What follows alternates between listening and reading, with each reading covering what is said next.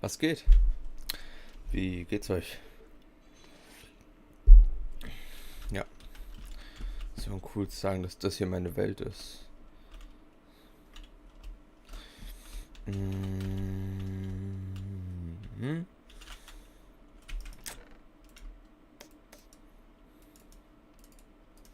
Wohin habe ich die ganzen Blocker-Items? Die habe ich auch hier rein. Aber jetzt heißt es erstmal zu replacen. Oh fuck. Das darf nicht passieren. Und das hier gerade auch nicht.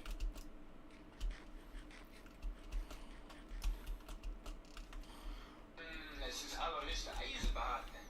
Könnte eine Caroline sein. Ich bin mir nicht sicher. Wenn es WhatsApp ist, ist es eigentlich Caroline oder Jonas. Caroline. Luke Appelmann. Ja.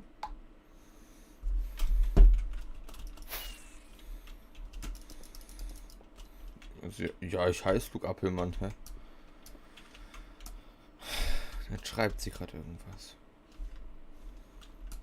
Ich hasse es, wenn man meinen Namen schreibt. Ich denke dann immer, ich habe irgendwas Schlimmes gemacht oder so.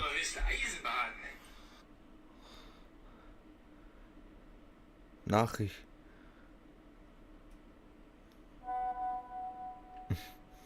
Sag Hallo. Hallo, Caroline. Witter. Nachricht bekommen. Zum Glück warst du in den letzten Streams nicht dabei. Ich habe hier ein neues Lava-Muster gemacht. Mit Glas. Ziemlich episch. Sehr Aristokrat. Oh. Und ich habe ein neues Schloss gebaut. Das muss ich dir jetzt zeigen. Ich glaube aber nicht mehr, dass es in meinem Stream ist. Aber hier unten haben wir das Schloss. Das ist ja nur ein sehr kleines Schloss. Oder er gesagt, das ist eine Burg und kein Schloss. Aber hier ist sie. Die Burg. Ja, die habe ich gebaut vorhin. Die Deutschlandflagge ist ein bisschen komisch, aber...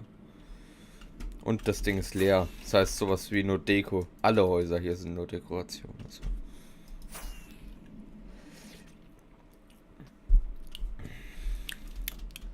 Es ist allerhöchste Eisenbahn. Huh? Habe ich gesagt, Gott sei Dank. Das Ganze wird geskippt. Also nicht Gott sei Dank, sondern ja, es gab dagegen.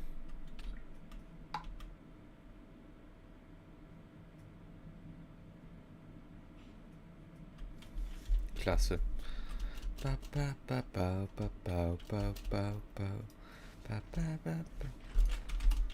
Jetzt mach ich hier einen neuen Boden rein.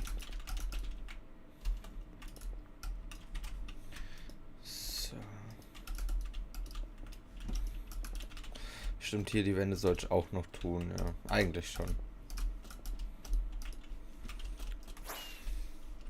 Ich brauche mehr von denen. Es ist allerhöchste Eisenbahn. Gerade nö.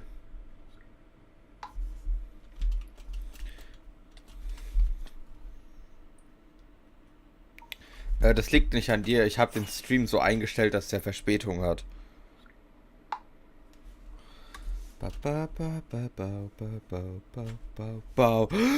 Boah, so ein Wichser.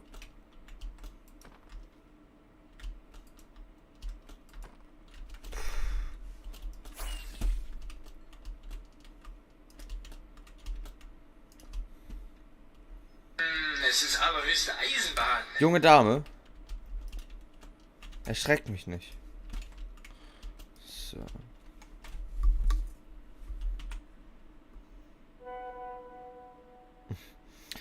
Ein Zuschauer ist immer automatisch da. Das ist, glaube ich, ein YouTube-Bot, bin mir aber nicht sicher. Spaß, was YouTube-Bot gibt. Sowas wie YouTube-Bots, die als Zuschauer gelten, gibt es gar nicht. Aber es wäre lustig, würde es die geben. Dass es irgendwie symmetrisch aussieht, mache ich jetzt hier. So. Sklaverei. Ja. Woher kommst du? Ich mach glaub mal den Mob-Switch an, weil, naja. Es ist allerhöchste Eisenbahn. Oh, Es ist allerhöchste Eisenbahn. Caroline. Ich brauche kurz neues Fleisch. Ich esse Schwein. Es ist allerhöchste Eisenbahn. Ich bitte dich. I'm bored, to be honest. Dies Verspätung. Ja, ja. Mach's weg. Nein. Nein, nein, nein, nein. Und dass du gelangweilt bist. Ja. Ich weiß nicht. Nein, ich telefoniere jetzt nicht.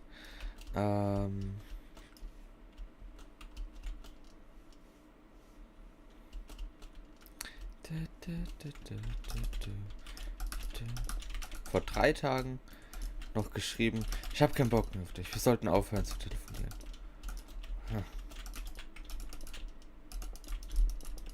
Gestern Abend schon wieder telefoniert. Es ist allerhöchste Eisenbahn. Ich meine, es ist was Gutes. 6 Sekunden. Ich habe in dein Audio gerade gleichzeitig mit deinem Streamer gehört. Ziemlich cool.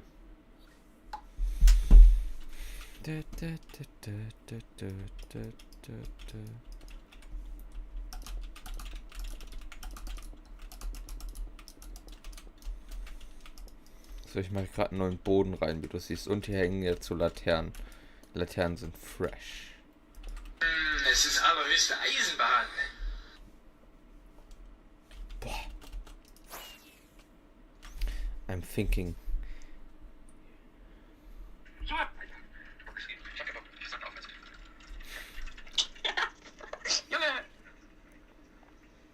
Ach, mein Gott. Ich glaube, du hast mich falsch verstanden.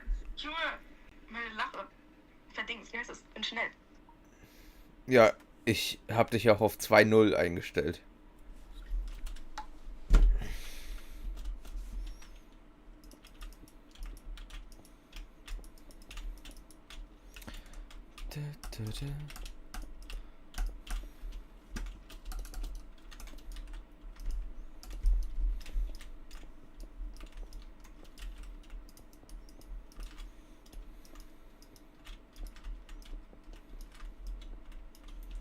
Es ist allerhöchste Eisenbahn. Nein. Spaß. Erst holen wir zu dem anderen Netflix. Ich bin mir nicht sicher. Du hast, glaub, meinen Stream angehabt und am Ende noch was sagt. Ich hab's nicht verstanden, Sekunde. Das hat sie gesagt. Ach, mein Gott. Ich glaube, du hast mich falsch verstanden. Wie habe ich dich denn falsch verstanden, wenn ich fragen darf? Ich wollte gerade mir so Hühnchen machen, so ganz normal mit edelsüß Paprikagewürz, ein bisschen Knoblauch, Salz, Pfeffer, Oregano-Gewürz. Es ist perfekt! Und denkt dran, Mensch, beim Würzen von einem Hühnchen die Farbe nicht ändert, dann ist es nicht genug gewürzt. Problem ist, es war noch Hühnchen aus Spanien, was eingefroren war. Und anscheinend war das nicht mehr gut. Ich probiere es so und es hat richtig ekelhaft geschmeckt.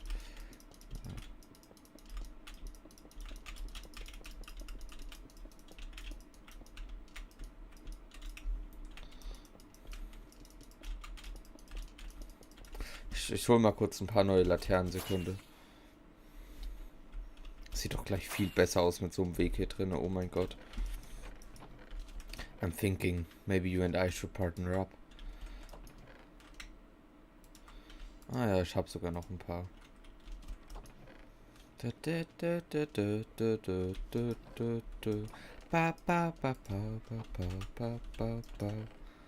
Was ein Banger. Es ist allerhöchste Eisenbahn.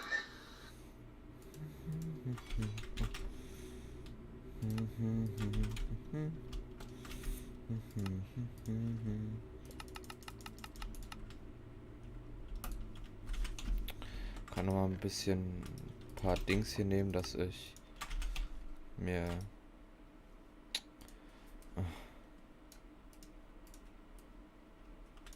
so. Es ist Nein, das sage ich nicht. Bitte. ein bisschen Knoblauch. Salz, Pfeffer. Das ist perfekt. Und denkt dran, Mensch, bei Würzen von einem Hühnchen die Farbe nicht ändert, dann ist es nicht genug gewürzt. Problem ist, es war ein Hühnchen aus Spanien, was eingefroren war. Und anscheinend war das nicht mehr gut. Ich probiere es so und es hat richtig ekelhaft geschmeckt. Junge, sterb doch nicht, Ja. Caroline. Ich bin zu Hause. Ich wollte heute eigentlich einkaufen gehen, weil ich habe kein Shampoo mehr. Du hast Ich Corona? habe nichts mehr zu essen. Hm. Und da mache ich diesen Corona-Test.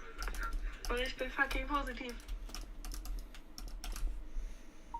Eine sehr, sehr, sehr tragische Geschichte, ich weiß.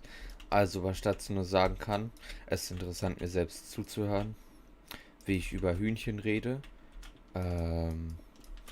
Tust mir nicht leid, sehr leid. Tust mir wirklich ein bisschen leid.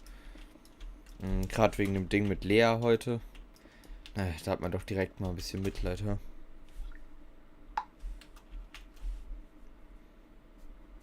I'm thinking maybe you and I should partner up. Nathaniel B.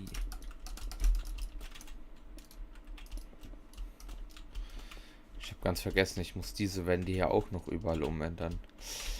Oder ich mach's ganz wirklich nur minimalistischste Mengen. Shit, das ist ein bisschen viel, ha?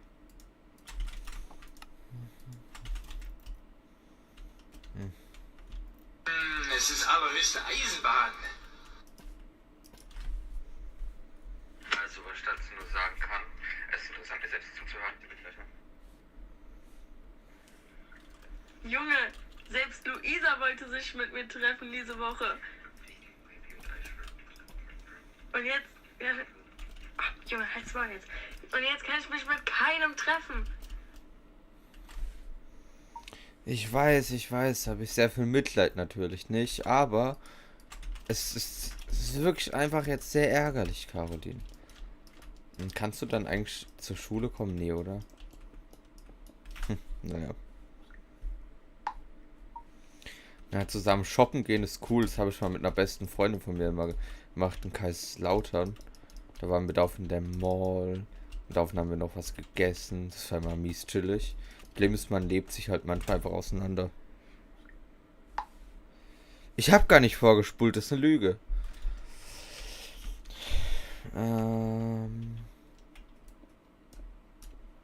Babam. Dadam. Babam, baba, baba, baba, bada. Bada, bada, ba.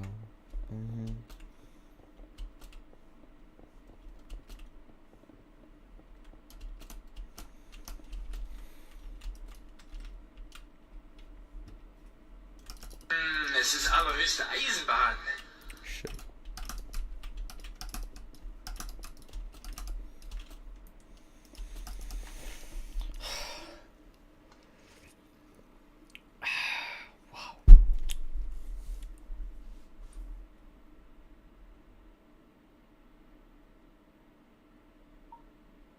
Aha.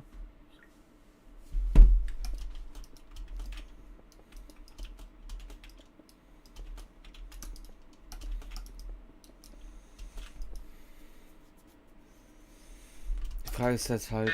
Es ist allerhöchste Eisenbahn. Ich wollte gerade eine scheiß Frage stellen, Caroline. Ich hab Kopfweh. Und mir ist langweilig. Ich merke, dass dir langweilig ist. Und dass du Kopf wärst, natürlich auch sehr tragisch. Allerdings, wahrscheinlich nicht mehr lange. Naja. Ja. Also, ich wollte gerade über das interagierende Harmonieren bei Gewürzen reden. Was heißt das? Über Gewürzmischung. Es ist allerhöchste Eisenbahn. Über Gewürzmischung reden. Boah, das interagiere. Was für ein Wort habe ich benutzt? Irgendein tolles. Ich hab's vergessen. Ich wollte mir eigentlich eine Skincare-Routine. Genau. Aber ich bin immer noch nicht irgendwie.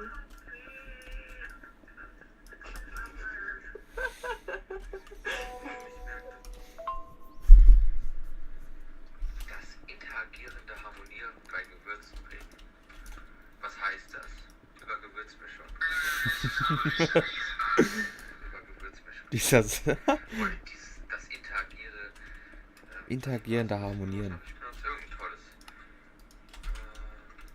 Ich hab's vergessen.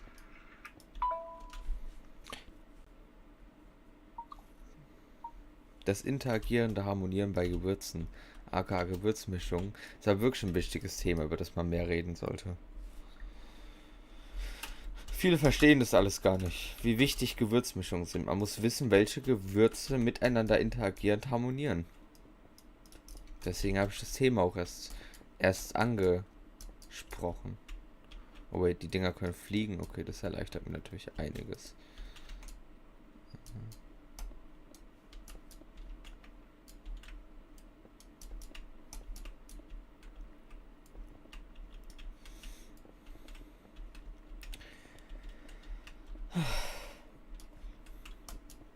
Es ist allerhöchste Eisenbahn. Also, jetzt reden wir über Verbrechen. Organisiertes Verbrechen. Aka die Mafia. Die Mafia hat zuerst in den 50er Jahren in Italien angefangen. Damals war es so. Wieso? Dass du dein Essen gut gewürzen kannst, du Arschloch? Fragt die mich, wieso? Wieso sollte ich denn wissen, wie ich gewürze? Woher weißt du, dass ich nicht kochen kann? So. Kisten werde ich hier, glaube ich, niemals wegmachen.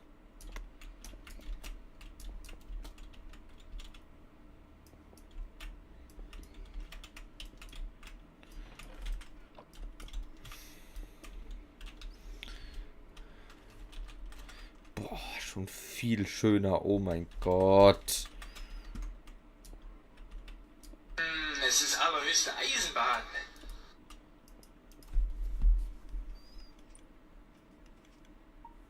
Ja, ja, ja.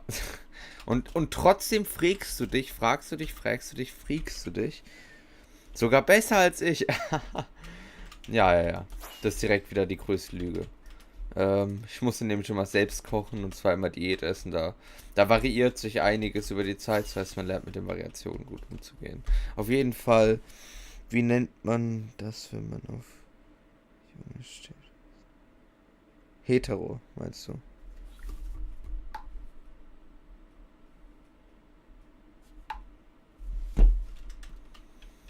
Hä? Was hat jetzt Heterosexualität mit zu tun? Ich bin heterosexuell. Also bei Jonas Michalik, der junge Herr, ist schon immer eine Ausnahme gewesen.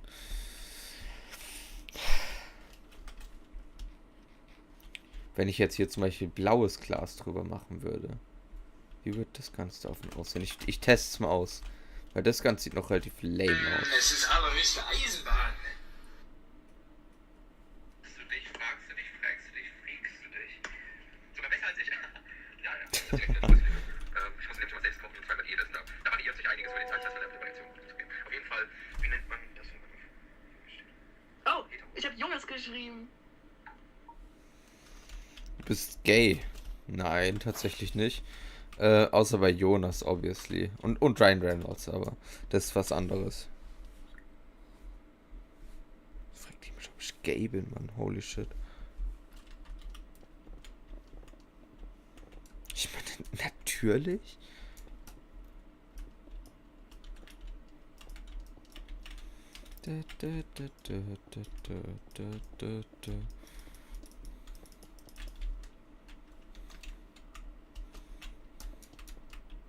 Na, scheiß drauf ab. Es ist allerhöchste Eisenbahn. Es ist allerhöchste Eisenbahn.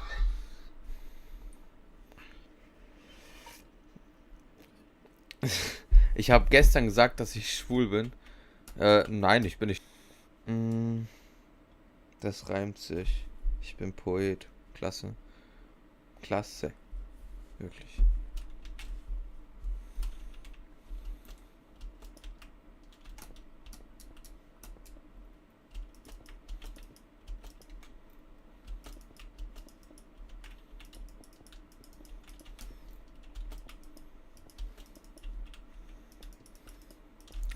Oh, na endlich ist dieser scheiß Gang hier mal fertig.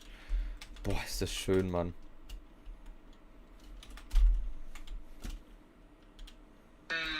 allerhöchste Eisenbahn. Oh Junge, ich hab so Kopfweh und ich kann mich nicht zudecken, weil meine Klamotten auf meinem Bett liegen, weil ich wollte eigentlich heute mein Zimmer aufräumen, aber dann habe ich rausgefunden, dass ich Corona habe. Und jetzt benutzt du das Ganze als Ausrede, um faul zu sein. Ach, ist ja furchtbar.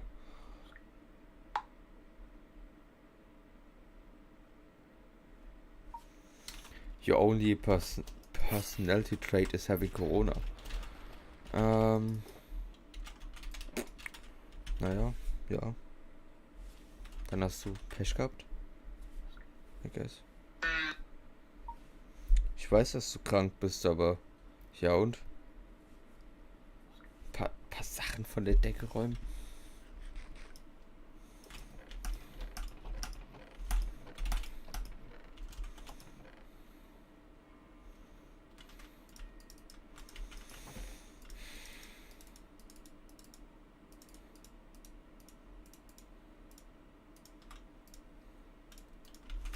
Okay.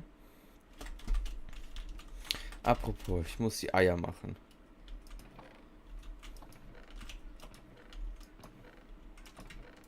Kiste. Höchste Eisenbahn. Habe ich nicht oben noch einen Stack an Hoppern? Oder selbst hier habe ich sogar noch 6 Stück.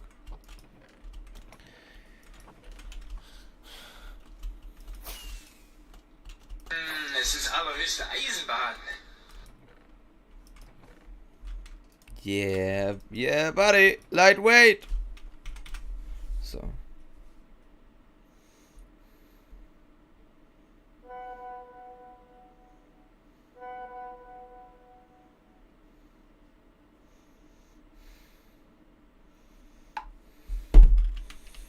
Sekunde, sie will. Ich habe gestern bei ein paar Anbietern nachgeschaut, was.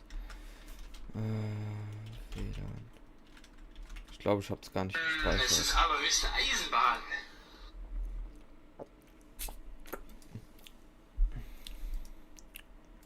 Doch, ich habe es 100% gespeichert, Mann. Hier.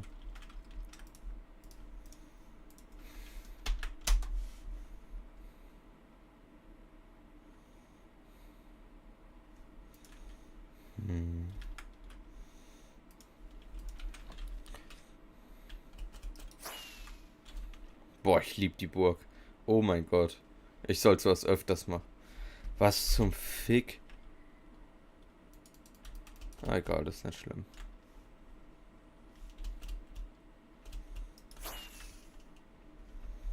Entschuldigung für meine Wortwahl. Ja, weil meine Eier laufen hier inzwischen über. Das Ganze müssen wir natürlich vermeiden. Es ist allerhöchste Eisenbahn. Das ganze die Scheiße hier schließen.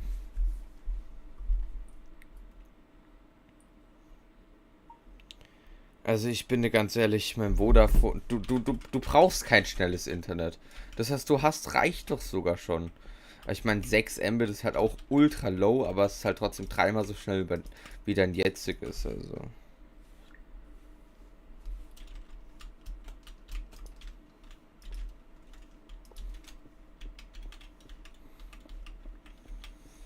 Ja, wenn die Kisten jetzt hier voll sind, dann war's es aber.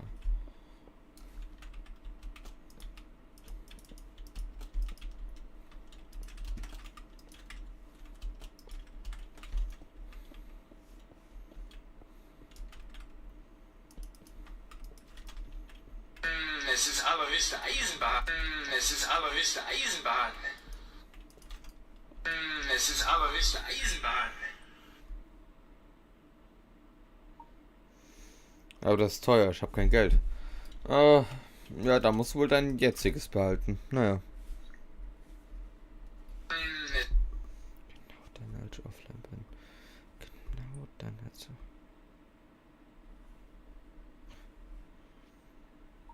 Ich auch nicht.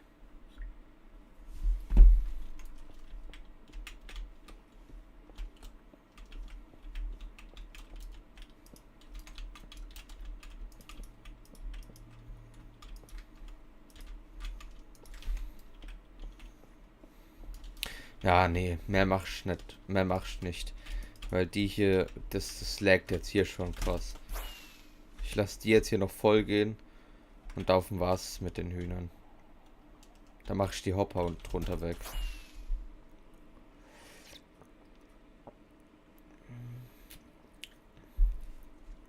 Wie gesagt, blockiere ich die Hopper mit Redstone.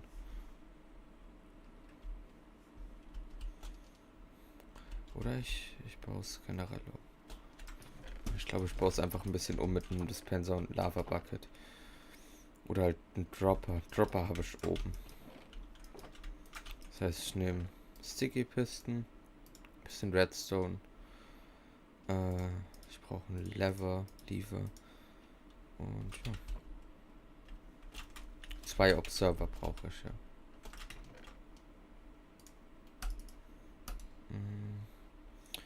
Und das hier. Perfekt.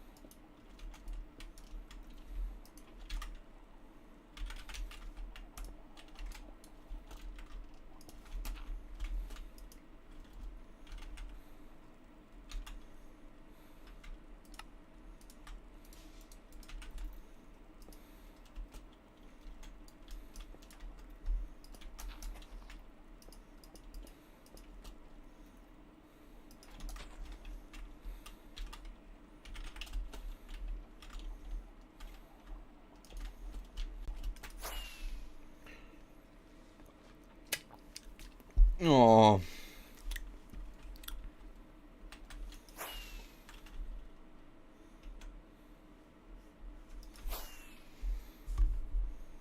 SB737 muss mal seine Iron Farm reparieren. I'm thinking, hier sollte noch mal irgendwas hin. Was passt denn hier hin, Leute? Aber ich habe jetzt hier mein Dorf schon über die paar hundert Tage auf. Ich meine, ich will nicht noch mal ein Schloss bauen, weil das ist einfach so viel Aufwand. Ich denke mal hier irgendwie. Was Eisiges.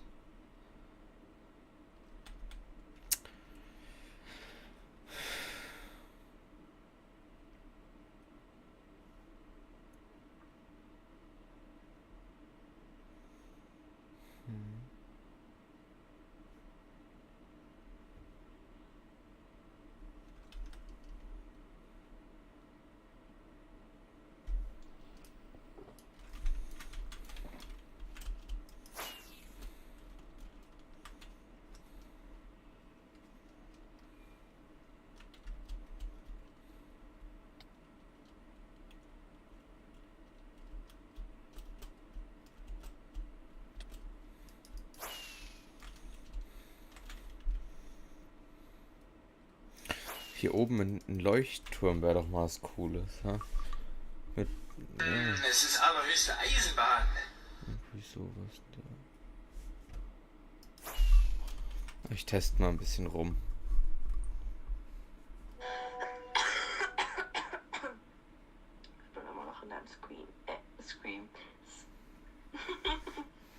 In deinem Stream. Hinzufügen. Mein Kleiderschrank so geil. Ich nicht. Ich auch. War nur ein Witz. Hier ist die Burg, die ich getestet habe. Design ist natürlich von mir.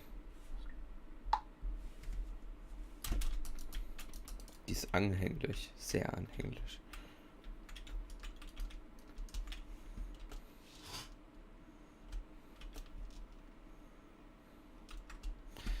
Ich denke mal. Erst wenn wir das so machen, das so und das hier irgendwie nochmal so machen, wird nochmal eins tiefer und sowas. So sieht es eigentlich nochmal ein bisschen besser aus. Mhm.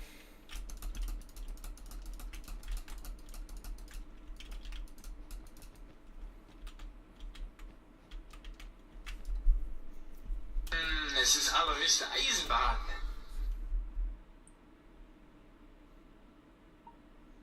Natürlich. Wenn ich Caroline, ich stream ja eigentlich nicht wirklich mit der Intention, dass mir jetzt viele Leute zuschauen sollten. Ich streame aus Langeweile und dass, falls ich sterbe in meiner Welt, dass ich es gestreamt habe.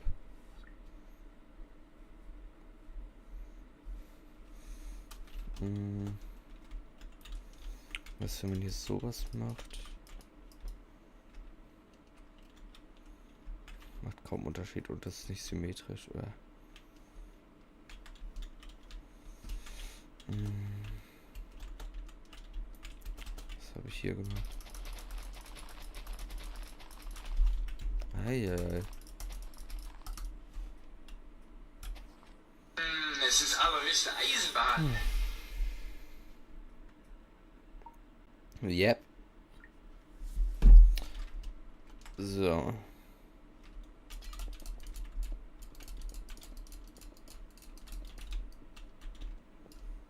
Es ist allerhöchste Eisenbahn.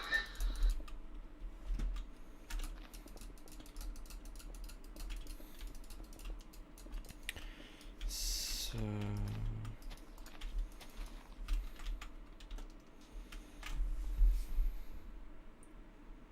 No.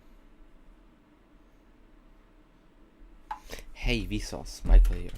Weißt du was, ich mach mal kurz eine Pause von Minecraft. Sea-Sauce, okay.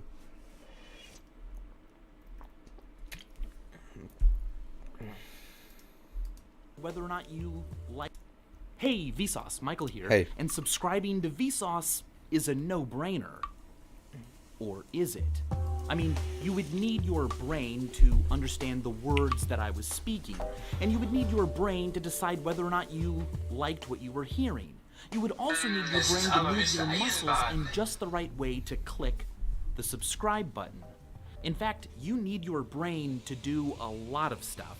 And Ich darf keine Copyright-Musik anmachen, die ist gecopyrighted. without a brain, well, you can't do much of anything at all. So, literally speaking, is there really such a thing as a no-brainer? Let's begin with no headers. Decapitation. It's a macabre subject, I know, but what's the matter? Are you chicken? Okay, good, because Mike certainly was.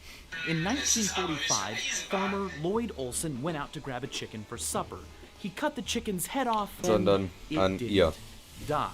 Mike the Headless Chicken lived for another 18 months. He toured the country and surprised onlookers. He could walk and perch and was fed by putting little drops of water or pieces of grain down his throat.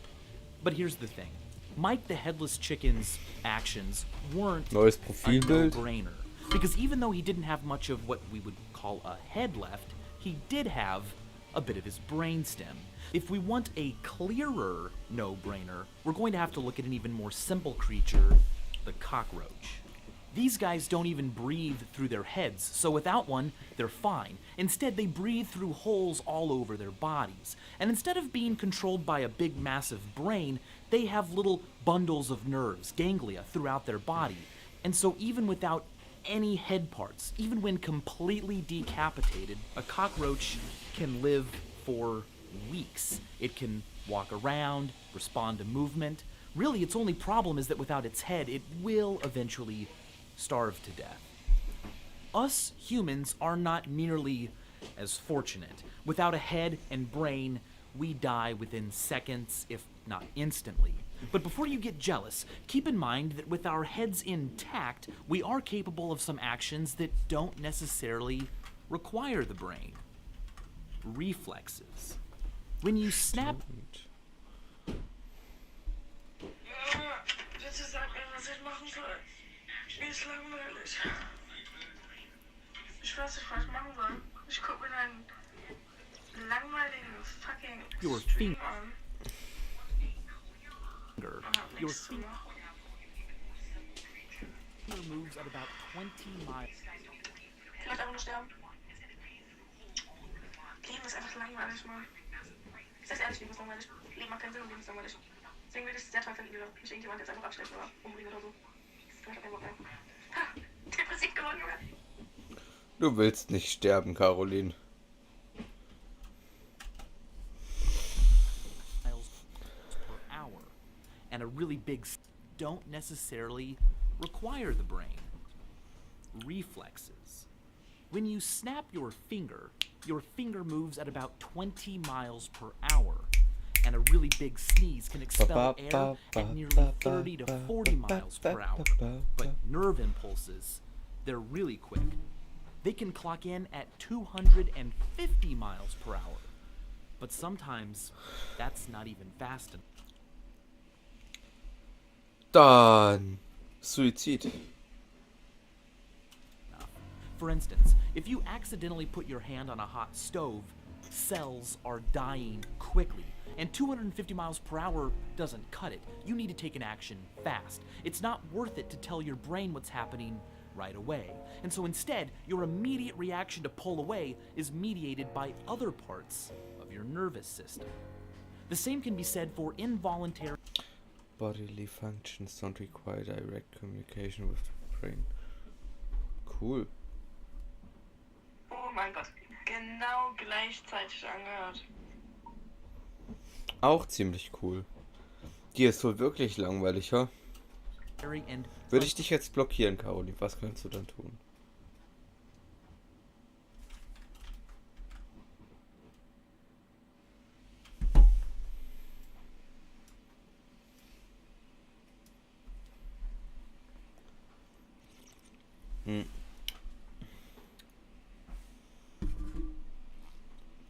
Wie kann der überhaupt langweilig sein? Der hat doch Freunde, Mann. ETF, Alter. unconscious processes. So, in a way, these unconscious, involuntary, or reflexive behaviors could be considered no-brainers. But I'm not quite satisfied yet because they still require that your brain be there, keeping you alive. So, what if you weren't alive? Well, Es ist allerhöchste Eisenbahn.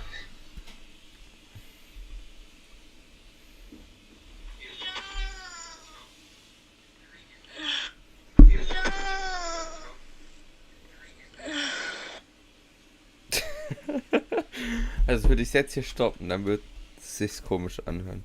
Wir machen mal weiter. Ja, ich hab nichts zum Tun, zu machen. Einfach, mir fällt nichts ein.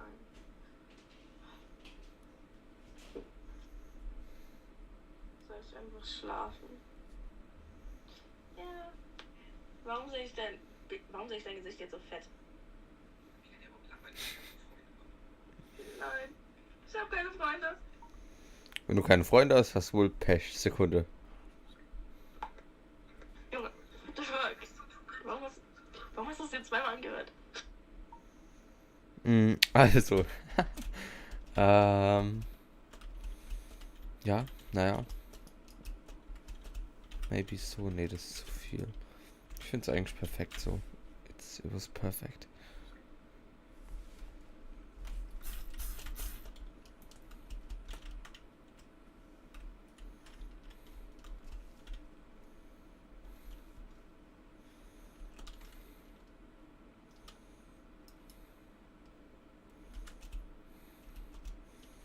Ich meine, ich weiß nicht. I guess, ich könnte noch mal ein paar Farms bauen, so. Es ist allerhöchste Eisenbahn. Ah, mein Storage System muss ich ja noch tun. Mhm. Also.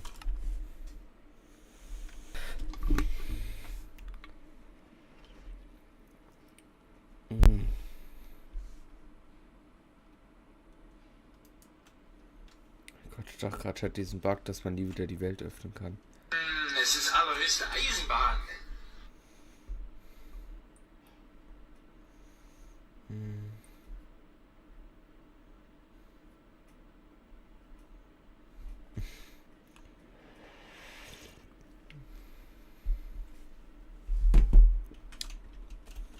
So.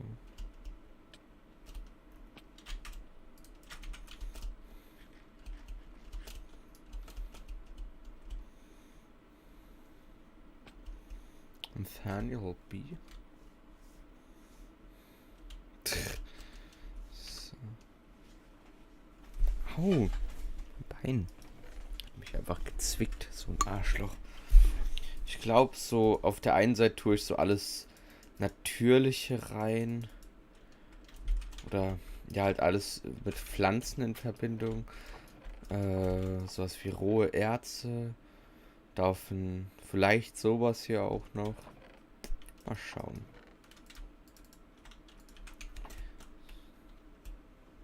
Damn, son. Ba, ba, ba, ba, ba, ba, ba, ba, ba, ba, ba, ba, ba. Aber dafür mach ich mal lieber den Mob-Switch an, weil sonst ist es natürlich wieder beschissen, wenn da jetzt irgendwie ein Creeper kommen würde und mich mein Storage-System kaputt machen würde.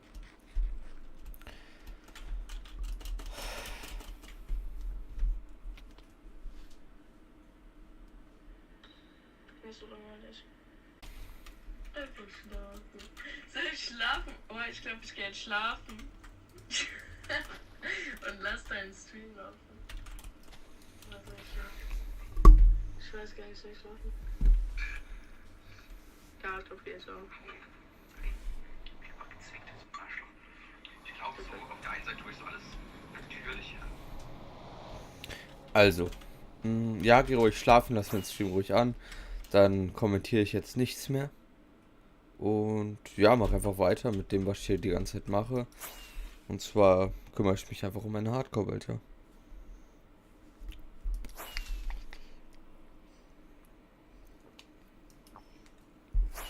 Ob man es glaubt oder nicht, ich will gerade einfach nur mal mein hier reparieren und meine Sachen, weil ja, ist halt ziemlich beschissen.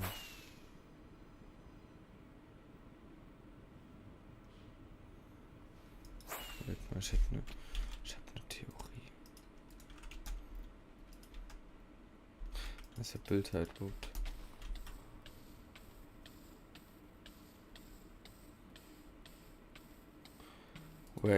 Wait, was? Das glaube ich irgendwie nicht.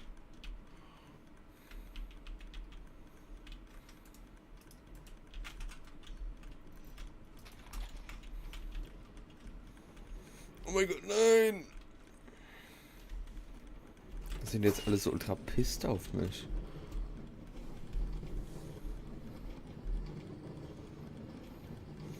Dann halt nicht. Dann ja, nicht schlafen oder schau mir halt nicht zu oder ich höre nicht auf zu nicht reden. Kannst du ein bisschen genauer sein?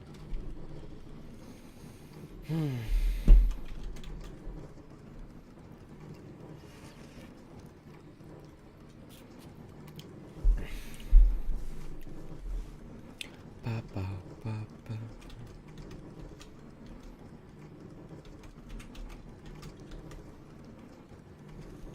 So. Lass mal kurz mal nachschauen, wie viel ich hier unten habe. Ah, ein bisschen.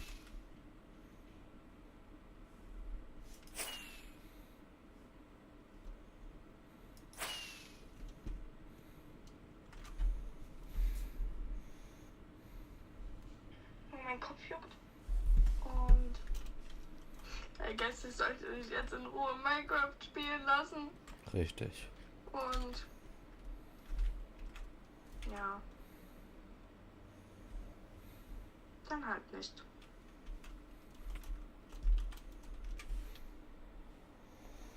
Ich meine, ich werde genau mit dem weitermachen, was ich die ganze Zeit auch mit dir jetzt im Stream gemacht habe, Caroline. Ich stream ja nicht wegen dir.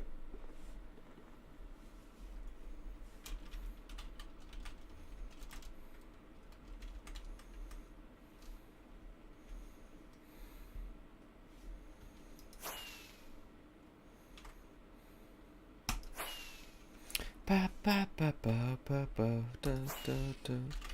Ich hab voll den Ohren von dem Lied. Your dead, brainless body, your muscle cells still contain a little bit of energy in the form of ATP. Backyard Brains, right here on YouTube, demonstrates this with insect parts. This leg is no longer connected to a brain or a body, but energy remains in the cells, and so researchers can detect electrical signals when the leg is touched or even simply breathed on. Whoa, that popping sound you're hearing is the spontaneous discharge rate of the living neurons in a still living leg. The muscle cells of a human Also, bleibst du jetzt in meinem Stream drin oder nicht? limb would respond in just the same way. But you don't need wires to observe behavior like this. Salt can also do the trick. The introduction of sodium ions can cause a process similar to an action potential in a living animal. Salt added to these fresh frog legs makes them dance. Though not for very long. The cells will eventually run out of energy or simply decay. But to be sure, there are many other brief candidates for no-brainers at the moment of death. For instance, muscles relaxing, causing a person to soil themselves. Technically a no-brainer, but it's a misconception that a corpse continues to grow fingernails and hair. Instead, it's actually the skin itself shrinking as it dries, making hair and nails appear longer.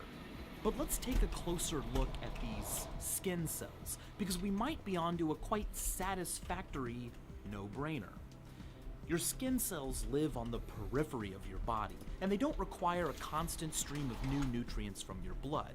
And so even though you are dead and your brain is no longer calling the shots, your skin cells can continue to live, gathering nutrients through osmosis and dividing for days. In fact, you can harvest skin cells from a corpse after 24 hours. On a related note, digestion. Sure, a lot of the digestive process is completed by you being alive and having a nervous system that works. But part of the work is done by bacteria that just happens to live inside your gut. And when you're dead or your brain is gone, they'll continue digesting. So in a way, making poop, at least part of that process, is a no-brainer. But here's the thing. These bacteria that live inside you are foreign bacteria. Are they you? For that matter, what about the skin cells that can continue to live after you're dead? Are they you? Or are they merely Doch. Ja, Junge, ich streame nicht, dass mir keine Menschen zuschauen. cells that you have made a good home for?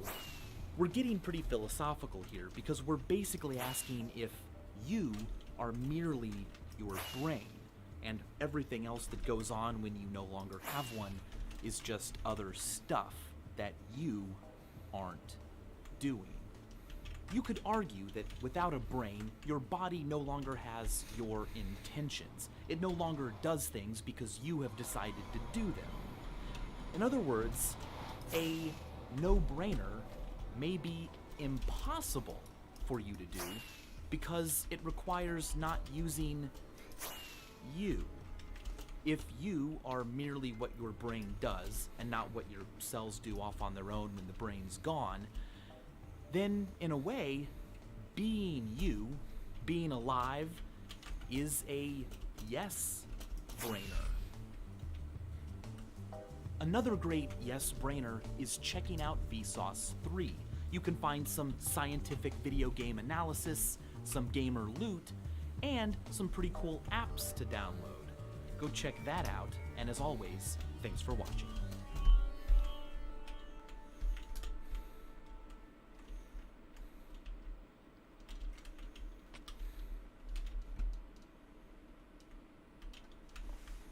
Wow. Wie zur Hölle kann Hey, Creeper Vsauce, hier Michael here. spawnen? Gravity is a property of matter. Anything with mass. This includes the moon, Earth, Jupiter, the sun, and even you, your body. In fact, if you kind of like somebody, have them stand 3/4 of a millimeter away from you. At that distance, cumulatively,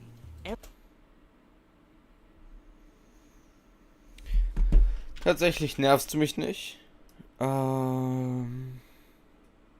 Ja. Ich glaube, ich bin nie genervt, ganz ehrlich. Das Ganze hat Cheyenne auch schon mal versucht, mich wirklich zu nerven.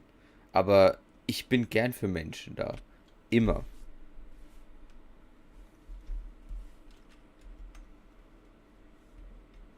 Oh, ich bin aber auch so ein Idiot. Alter, fuck, ich hab vergessen. Ich hab vergessen, wieder ein Item in den Chunkloader reinzulegen. No-brainer. Obviously. Genau, jetzt wo ich schon wieder das schaue.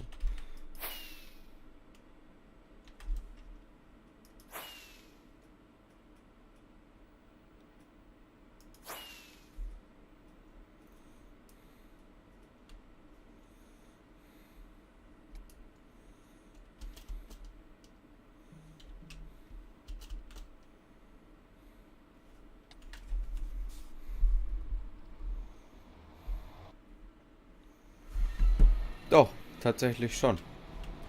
Ja.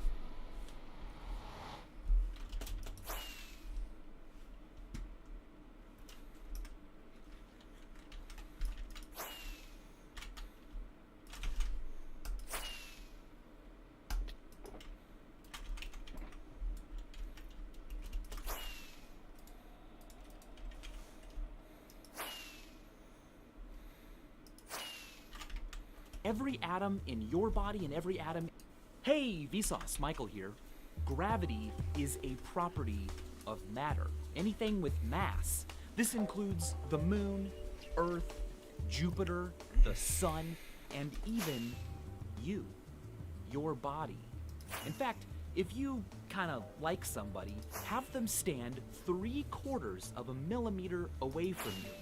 At that distance, cumulatively, every atom in your body and every atom in their body will draw you two together with the same gravitational force that the sun is exerting on you right now. Of course, we don't feel either of those forces because compared to the gravitational influence of the Earth, they are basically nothing. You don't need to concern yourself with the gravitational... Was zur Hölle ist das da hinten?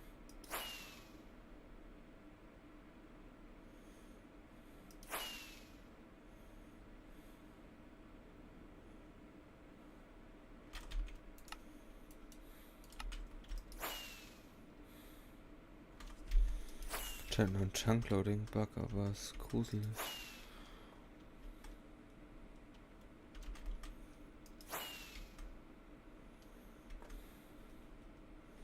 Der Film Beautiful Minds ist ein echt cooler Film.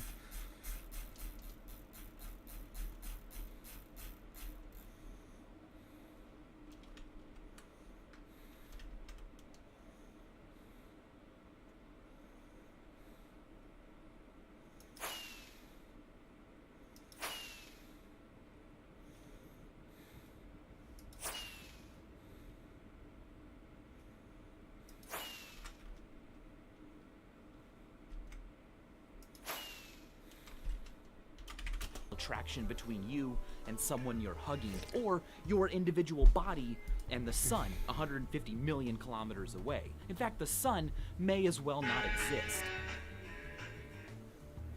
What if the sun disappeared? Well, to be sure, it's not going to happen. The sun will die billions of years from now by expanding, boiling off our oceans, and swallowing the Earth whole. The sun is not going to simply disappear. Matter and energy don't vanish. Of course, matter can quantum tunnel to different locations, but on the scale of the sun, there is not enough time in the lifetime of millions and billions of universes for such a probability to even be worth discussing. But let's discuss it anyway, as a thought experiment, to determine how the Earth would get along with... Quantentunnel. Hier der Quantentunneleffekt. Möchte man einen Ball einen Hügel hochrollen, so muss man dem Ball genügend Bewegungsenergie geben, um die Höhe des Hügels zu überwinden. Andernfalls rollt er wieder hinunter. Die Höhe des Hügels stellt dabei für den Ball eine Art Energiebarriere bzw. Potentialbarriere dar, da der Ball für dessen Überwindung über ausreichend Energie verfügen muss. Ohne die nötige Energie ist es daher unmöglich, dass der Ball auf die andere Seite des Hügels gelangt. Doch auf Ebene der Teilchen funktioniert die Welt anders. Hier existieren andere Gesetze, nämlich die der Quantenmechanik. Bei der Fusion zweier Atomkerne, also der Verschmelzung der beiden Kerne zu einem neuen, muss ebenfalls eine Potentialbarriere überwunden werden, hinter der sich die beiden Kerne gegenseitig anziehen und die Fusionsreaktion stattfinden kann. Die Potentialbarriere entsteht, da die beiden Atomkerne positiv geladen sind und sich somit gegenseitig abstoßen. Das stellt wie die Höhe des Hügels für den Ball eine Energiebarriere beim Zusammenführen der beiden Atomkerne dar. Aus klassischer Sicht muss den Atomkernen wie beim Ball genügend Energie hinzugefügt werden, damit die Potentialbarriere überwunden wird und die beiden Kerne miteinander verschmelzen können. In der Quantenmechanik besteht jedoch eine weitere Möglichkeit. Teilchen können scheinbar durch die Potentialbarriere hindurchgehen, ohne die nötige Energie für dessen Überwindung zu besitzen. Auf unseren Ball übertragen würde das bedeuten, dass der Ball ähnlich wie durch einen Tunnel durch den Hügel hindurchgeht und sich anschließend hinter ihm befindet. In der Physik spricht man deshalb auch vom sogenannten Tunneleffekt. Aber wie ist das möglich? In der Quantenmechanik ist nichts eindeutig bestimmt. Man sagt auch, die Dinge sind unscharf. Das heißt, man kann keine hundertprozentige Aussage über Eigenschaften eines Teilchens treffen. Wir wissen also nicht genau, wo sich ein Teilchen zu einem gewissen Zeitpunkt befindet, sondern können dies nur mit einer gewissen Wahrscheinlichkeit sagen. An dieser Stelle befindet es sich mit großer Wahrscheinlichkeit, aber gleichzeitig auch mit einer geringen Wahrscheinlichkeit an dieser Stelle. Betrachten wir ein Teilchen zwischen zwei Potentialbarrieren, einem sogenannten Potentialtopf, für dessen Überwindung eine gewisse Energie nötig ist, die dem Teilchen nicht zur Verfügung steht. Mit besonders hoher Wahrscheinlichkeit befindet es sich innerhalb der Barrieren. Dennoch besteht die sehr kleine Wahrscheinlichkeit, dass es sich auch außerhalb dieser befindet, was für den Tunneleffekt verantwortlich ist. Ohne den Tunneleffekt wäre die Kernfusion innerhalb der Sonne nicht möglich. Die hohen Temperaturen und der hohe Druck im Sonnenkern reichen nicht aus, um Wasserstoff zu Helium zu fusionieren.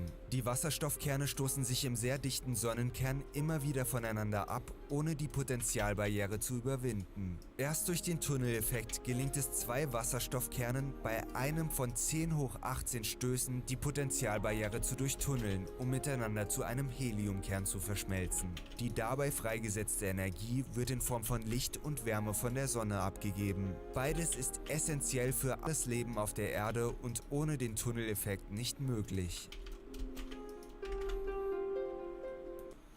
No sun. What will the Earth do and what can it do alone? At the exact moment that the sun disappeared, we would have no idea, because it takes light from the sun 8 minutes and 20 seconds to reach Earth. So for a little over 8 minutes after the sun disappeared, we would have no idea. Once we did, confusion and mass panic would most likely ensue. The sun's gravitational grasp on our planet would also take 8 minutes and 20 seconds to end. This is because gravity waves propagate at the speed of light.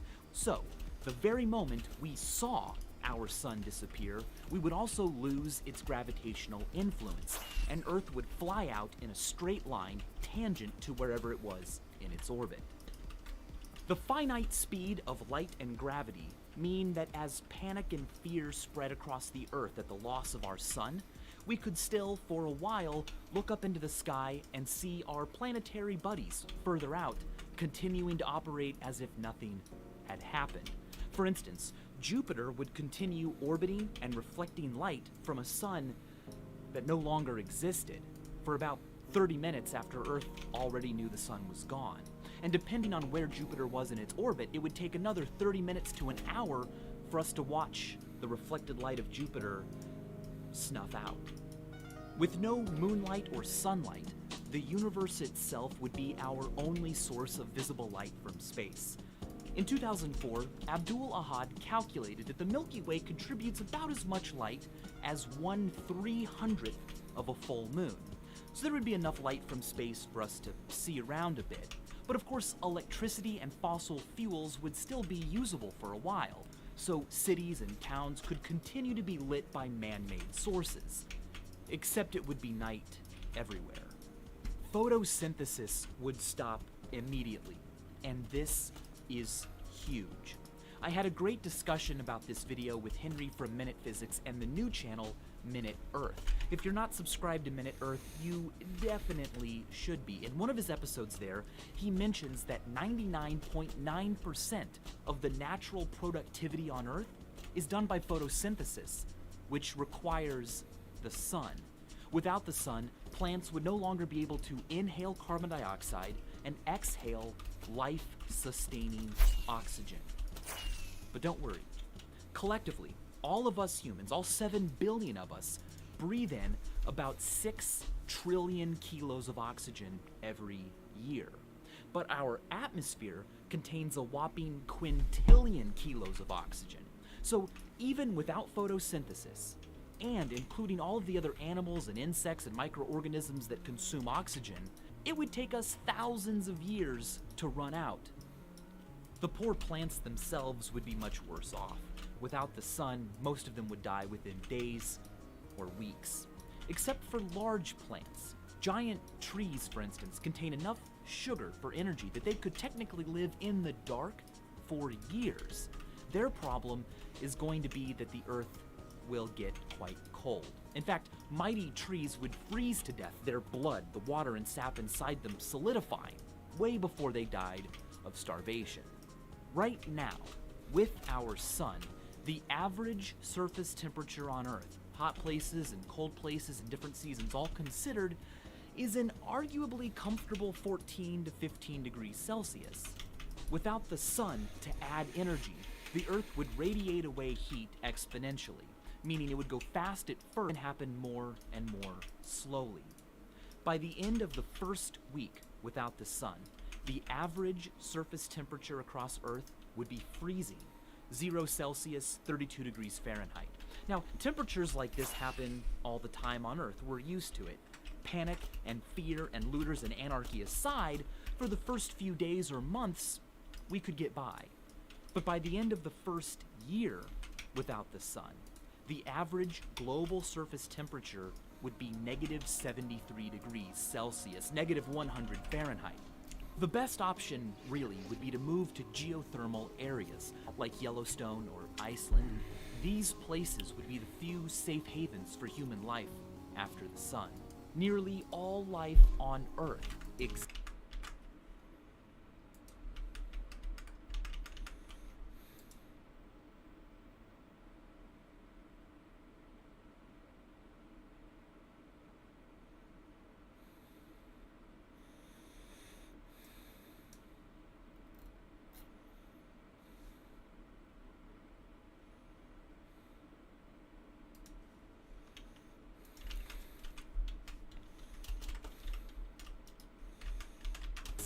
Because of and is dependent upon extraterrestrial energy, the sun.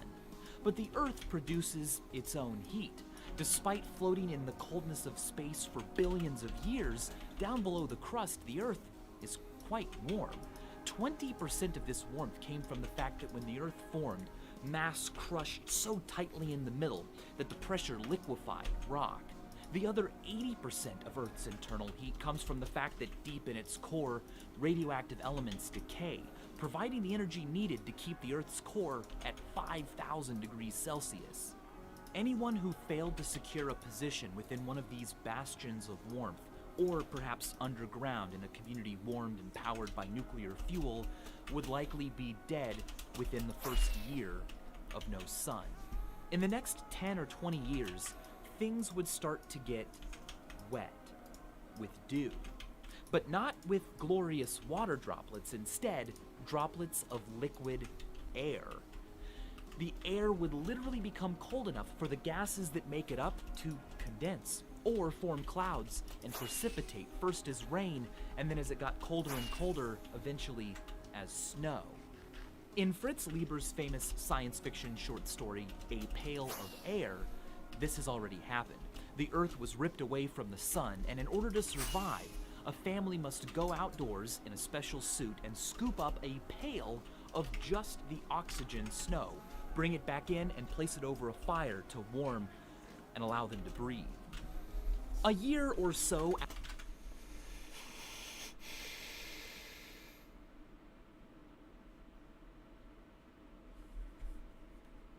Werte sind zum Beispiel, worauf ich sehr viel Acht lege, sei immer nett zu jedem. Das ist sein Wert? Du hast vorher gesagt, in Bielefeld, du hast 3/4 der Menschen bis Staatsfeind Nummer 1. Du schlägst mich jeden Tag, beleidigst mich, das ist Cybermobbing auf einem ganz neuen Level. Und du sagst, dein erster Wert ist, sei nett zu jedem? Meine Werte sind Das bin ich. Ich bin nicht nett zu jedem. Definitiv nicht. Sollte man auch definitiv nicht sein.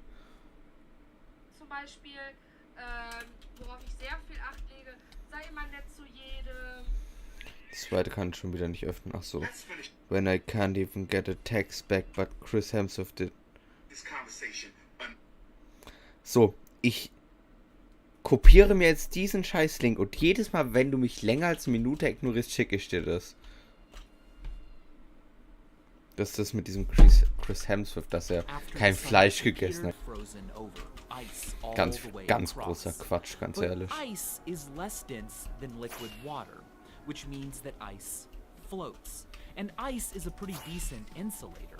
So, for billions of years after the sun disappeared, liquid water could still exist at the bottom of our oceans.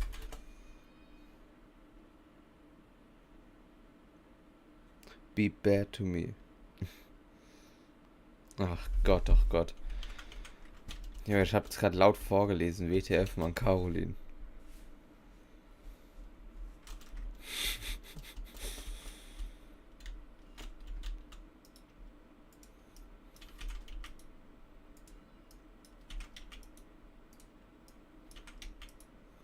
Das stimmt mit der nicht. Am Ende, wir sind zusammen. Sie macht Schluss, weil ich zu nett bin.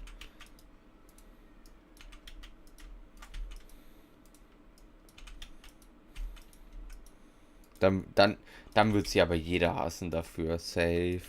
Das letzte Mal, als es eine gemacht hat im Internet, die wird schon ziemlich gehasst dafür.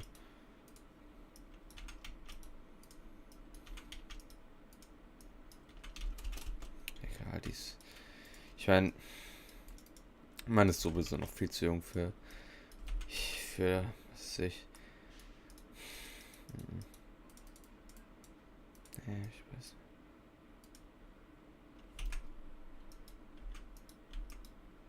Wird da gerade was durchgesaugt?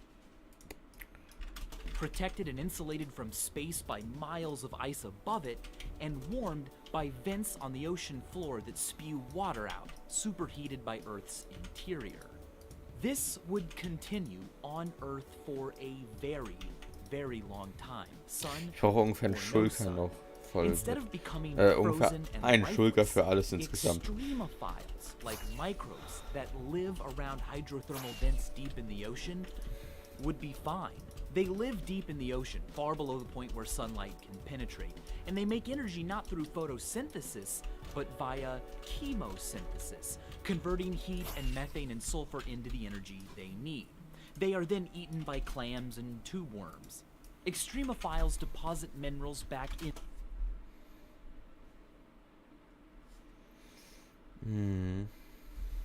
the vents, meaning that their food chain is complete.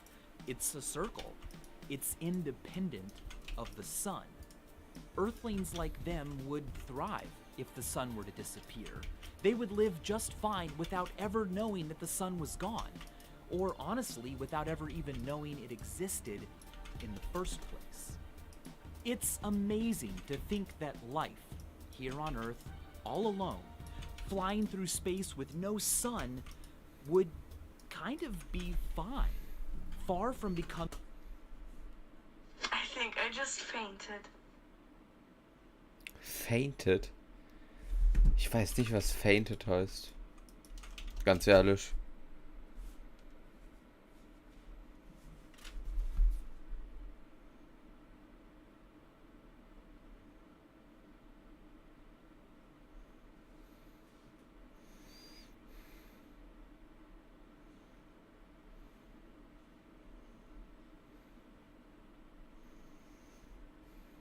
Sehr schön.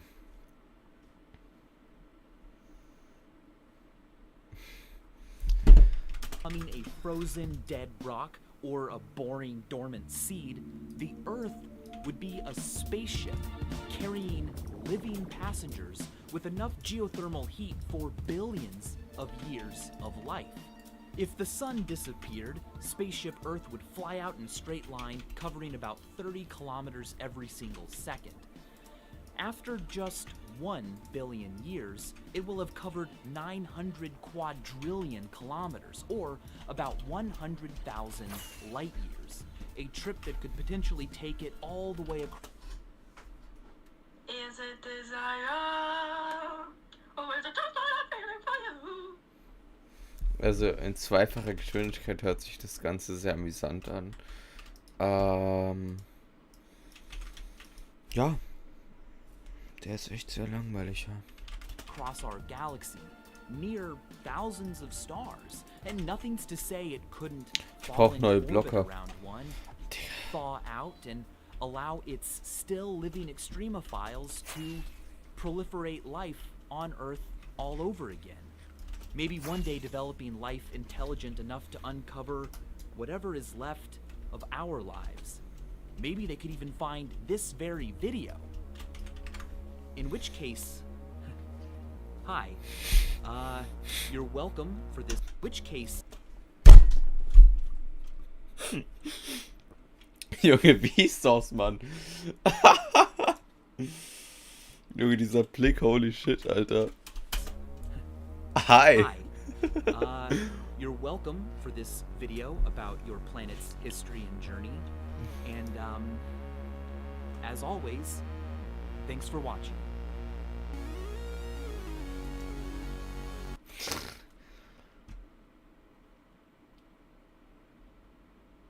Ja. Ja. Ja, definitiv.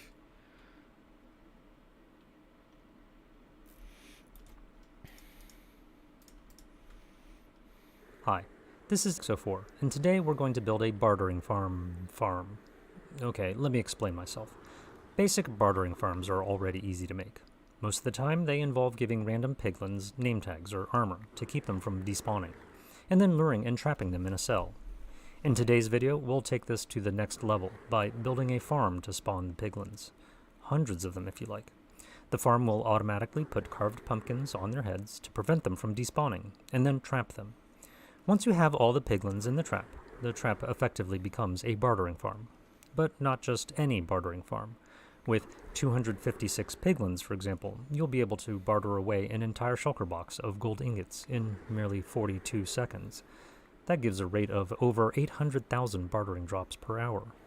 All these drops are stored crazy fast using a manual mixed item shulker box loader, so that they can be unloaded and sorted at your convenience. This way, you don't Das war's? need to build a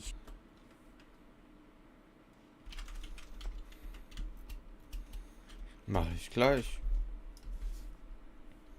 huge sorting system.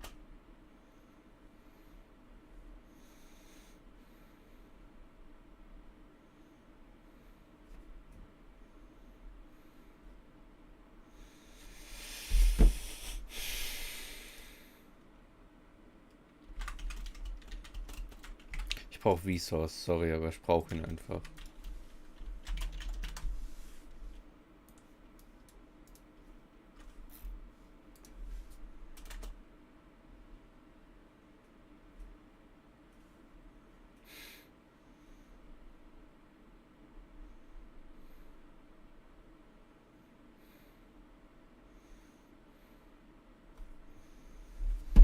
hey, Vsauce, Michael here. But what could be out there? The likelihood of extraterrestrial intelligence has been the subject of an equation, and the current lack of any communication with aliens the subject of a paradox. But here's a different question. If we were to hear from intelligent life beyond Earth, what would really happen next? Well, no government has ever officially adopted a post-detection policy. And when asked how they would deal with a confirmed message from extraterrestrial intelligence, the United Nations Office for Outer Space Affairs simply said that their job does not include any issues regarding the question you pose. So are we unprepared? Would chaos ensue?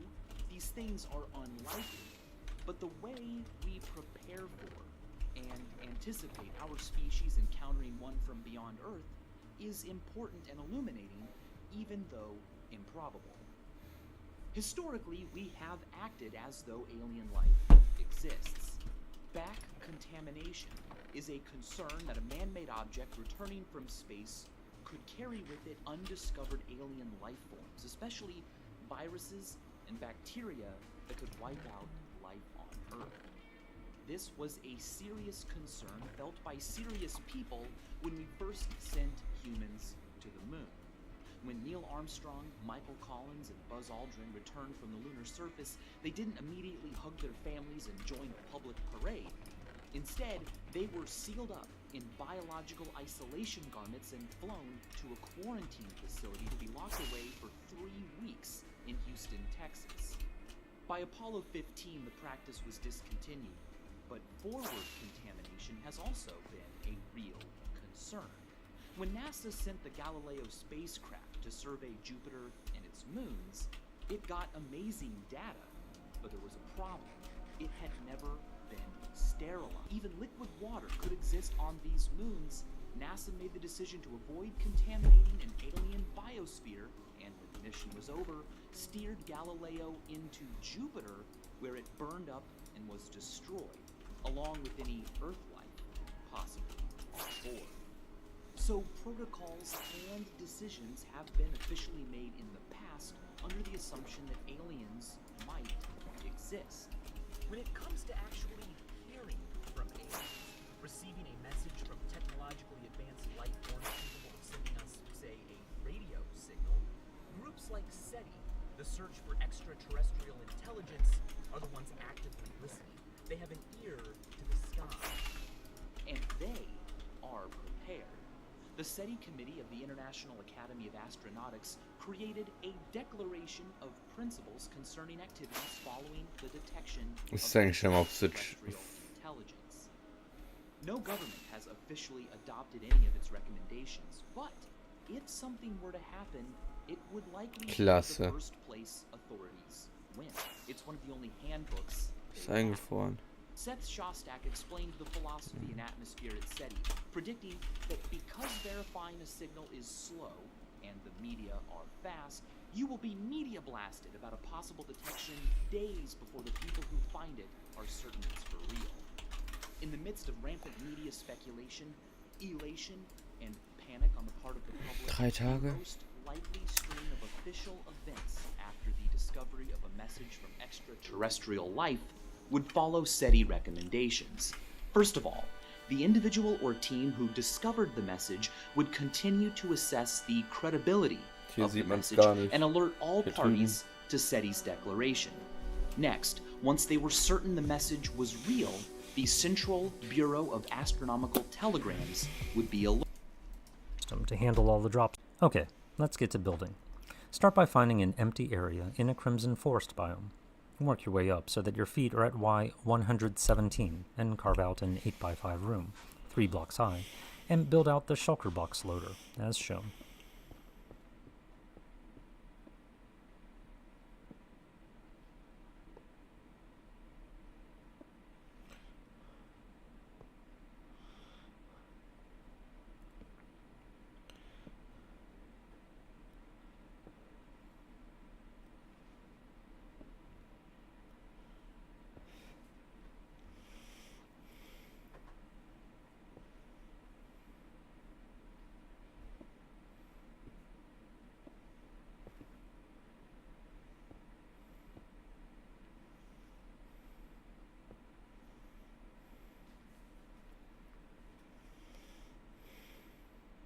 When done, give the shulker box loader a test. Load it with empty shulker boxes and place one on top of the dispenser. Opening the shulker box and closing it should do nothing. but if you place anything inside the shulker box and then close it, a new box should take its place. On the side of the room that the shulker box faces, place an open fence gate against the middle of the wall. Add a scaffolding to each side of it, and then build the walls of the piglin chambers out of glass blocks, topped off with solid blocks.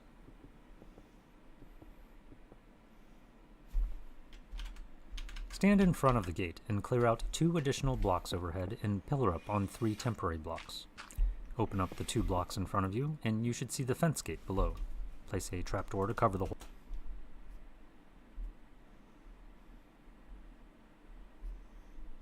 hole, with the hinge on the side facing away from you. Now create a 16 by 16 room and replace the corners of the room with a form of dirt, podzol, nylium, or soul soil, and place a warped fungus on top of each. Break 6 blocks around the fungus to create a slot for baby piglins to drop into. Repeat this for each corner of the room, and from each warped fungus, count 5 blocks diagonally and set down a soul torch. Remove the line of blocks between the soul torches, stand in the middle of the 4x4 square, and record your X and Z coordinates. The level of your feet should be at Y 120. Once you have this critical information recorded, remove the remaining 4x4 square in the middle.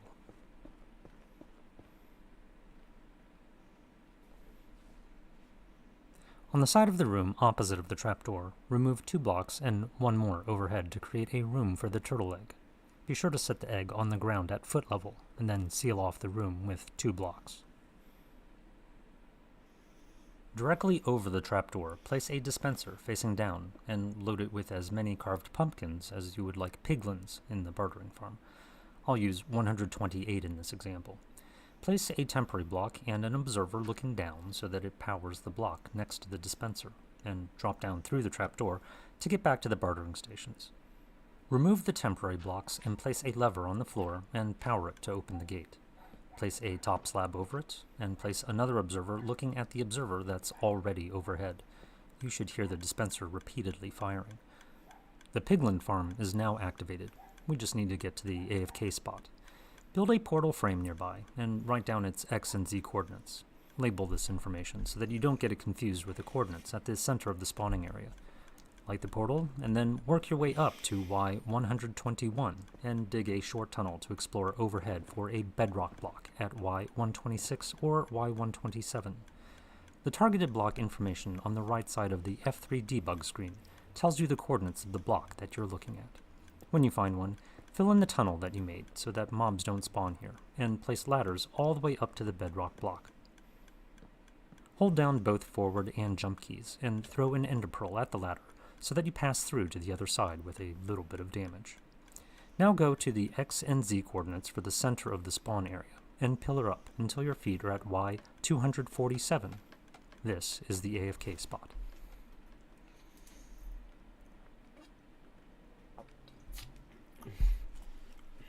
The farm will trap 4 to 5 piglins each minute on average. Wait here about 15 minutes for each stack of carved pumpkins that you put into the dispenser. For example, I put in 2 stacks of carved pumpkins, so I'll need to wait 30 minutes. When done, bridge out to the X and Z coordinates of the portal near the bartering farm, and build a portal at this location. Go through, and then re-enter the portal in the overworld. You should find yourself back at the farm.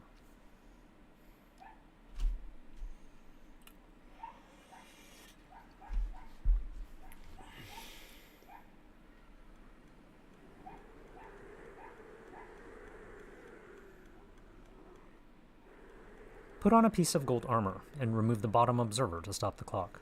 Check the dispenser to make sure that all the carved pumpkins are gone. If you find some unused pumpkins, this tells you that you don't have quite as many piglins as you originally intended, and you can decide whether it's worthwhile to AFK some more. Assuming everything is fine, place a block under the observer, and close the trapdoor under the dispenser so that nothing else can get into the trap. Now depower the lever to close the gate between the scaffolding blocks. Wait for the piglins in the middle to move inside the scaffolding. You can nudge them a little if needed. Place a top slab over the closed gate, and then remove the lever, and the top slab over the lever, and put 2 trapdoors in there. Put 2 iron bars in their place. Finally, place torches to light up the area.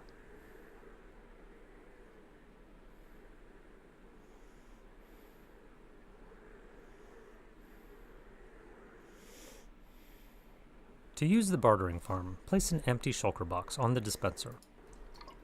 When you're done using the farm, grab your shulker boxes and take them to be sorted, or just grab what you need straight from the shulker boxes. And actually, if you don't have shulker boxes, you can just use a bunch of double chests instead. Other tips and suggestions can be found in the video description. Be sure to check it out before you start building to make sure that you have the most up-to-date information ahead of time. You can stop by my Discord as well, which is also linked in the video description. I'd like to take it sorted at your convenience. This way, Eigentlich ja nur das you don't Scaffolding. need to build a huge sorting system to handle all the drops from this farm. Eigentlich brauche ich ja nur Torches. Ich brauche nur Glas, ein Fansgate. Ja, das ist ja mal viel zu stark, die Scheiße. Oh mein Gott. Alerted, so as to inform.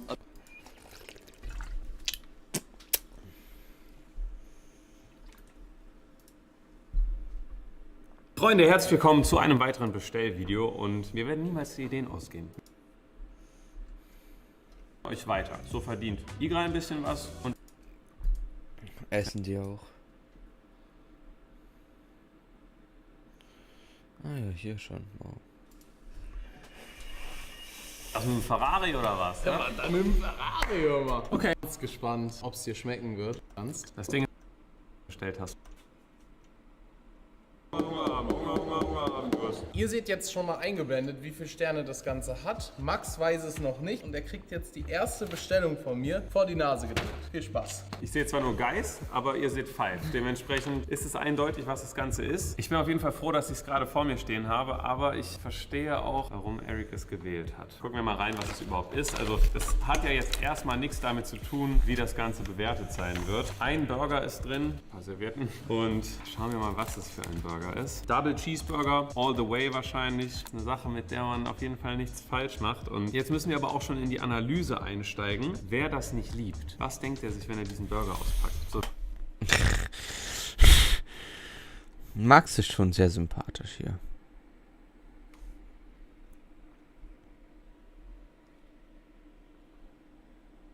Ist ja widerlich, Mann.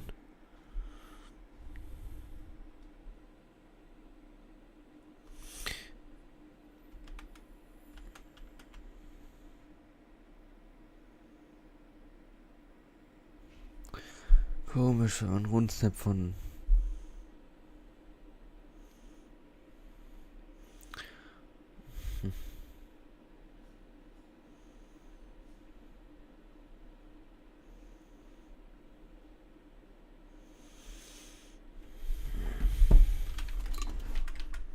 Wenn man einen Rundsnap von seinen Brüsten bekommt.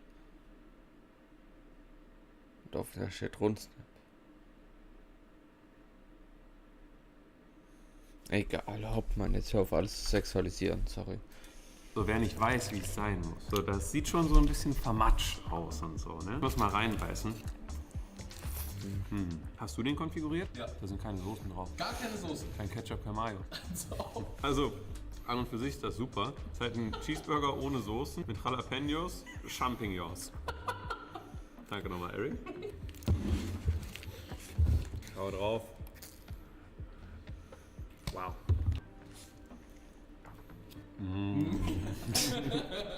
Also, eigentlich für mich safe was mit einer 4 vom Komma, 4,5, sowas, weil es halt einfach so, du weißt, was du bekommst. Es ist auch, was man bekommen will. Also das ist so ein Five Guys Burger halt einfach so. Wie sehen das aber alle Leute? Das ist die Frage, die ich mir heute stellen muss. Für mich ist das aber safe was mit einer 4 davor, deshalb sage ich 4 Sterne für den Five Guys Burger. Restaurant Nummer 2. Gerade hast du schon mal deine Bewertung abgegeben. Ob das richtig ist, sehen wir ja noch. Ihr wisst ja schon, die Zuschauer wissen es ja schon. Ja, stimmt. Bestellung Nummer 2. Viel Spaß. Du hast ja nur Sachen bestellt, die ich kenne. Mangal-Döner, Lukas Podolski. Das macht natürlich den Probierpart auch extrem spannend. Ein Mangal-Lukas Podolski-Döner. Der kam zeitgleich mit der ersten Bestellung an. Ist jetzt schon relativ abgekühlt, aber ich glaube, das ist halt mein Verschulden. Wie schmeckt er denn? Weil das ist ja auch sehr standortbezogen. Es ist ja eine Kette. Er schmeckt für mich wie jeder andere Mangal-Poldi-Döner. Also lecker. Vielen Leuten schmeckt er bestimmt sehr, sehr gut. Mir schmeckt er auch nicht schlecht. Das ist, wie gesagt, nicht meine erste Wahl. Ich bin mir bei dem hier aber auch sicher, dass es weder 5 noch 2 Sterne hat. Und Five Guys und Poldi Es hat 2 Sterne, okay, 13 Minuten. 12 Minuten reichen. Ich habe vergessen zu reloaden. Ich bin so verdammt dumm, Mann. Eine Sekunde. No, you don't understand. This is really good. This is like really good. Nein, Spaß. Junge. Ich weiß nicht, was ich jetzt tun soll. Okay.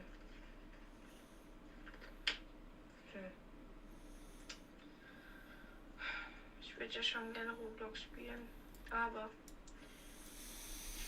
ich will ein Horrorspiel spielen und ich weiß nicht, ob ich ein geiles finde.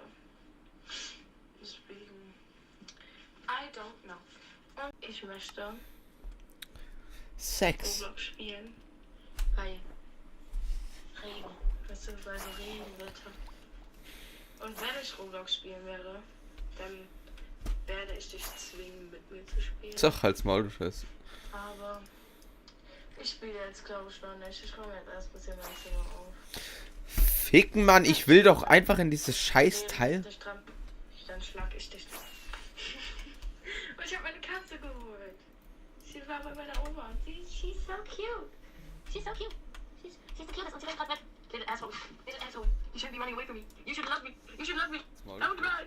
Sie ist gerade ehrlich ans andere Ende von meinem Bett gerannt. Will sie mich verarschen? Schau mir in die Augen. Siehst du keine Liebe in meinen Augen? Dieses Audio ist einfach so geil.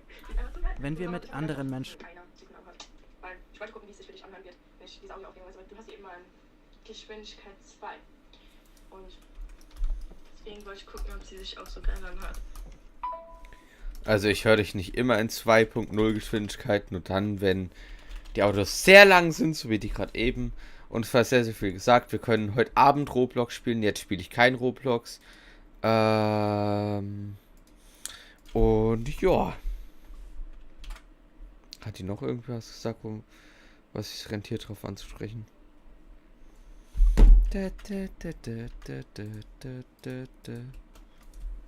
Fuck! Freunde, herzlich willkommen Ja, hier. mit Jalapenos, Champ. Für mich wie jeder andere Manga-Held Poldi-Döner. Gerne. Für mich. Ich muss halt sagen, Poldi natürlich absoluter Sympathieträger in Köln. Ne? Deshalb würde ich jetzt aus dem Bauch sagen, dass es vielleicht noch höher eingeordnet ist als Five Guys. 5 Sterne. Also, zwei Dinge. Erstens, interessantes GIF. Daraufhin, ich mache hier gerade noch was in Minecraft und ich gehe jetzt kurz runter zu meinem Hund, solange ich die Sache im Hintergrund machen lasse.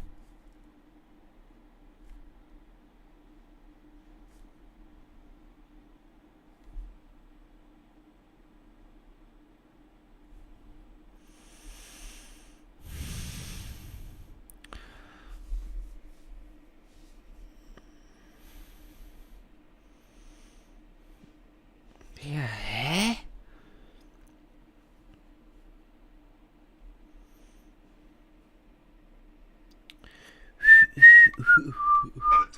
Ich glaube, ich nehme mich selbst als Profilbild, weil I think I'm adorable. I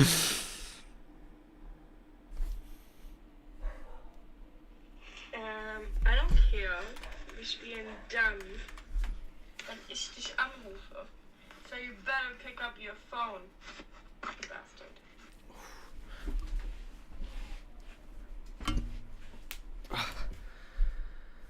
Mein Handy, ich gehe immer ans Handy ran, so. Meistens zumindest. Und bei dir wahrscheinlich sowieso immer.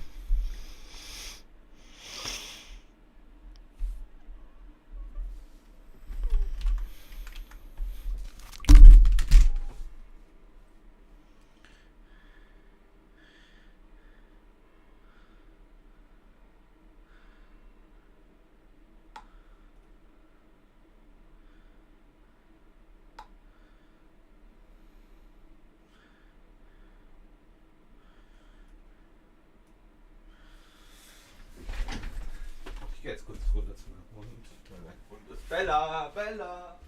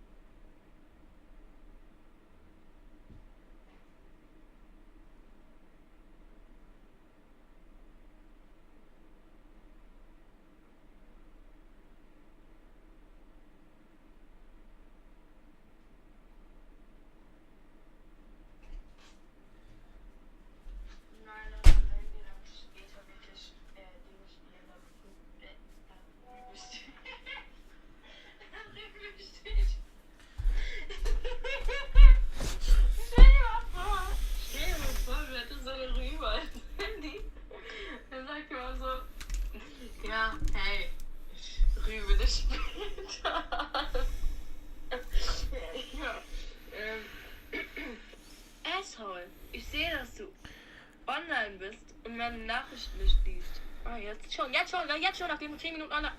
Also erstmal mit dem Rüben-Handy kreativ. Daraufhin habe ich gerade mit jemand anderem geschrieben. Ja.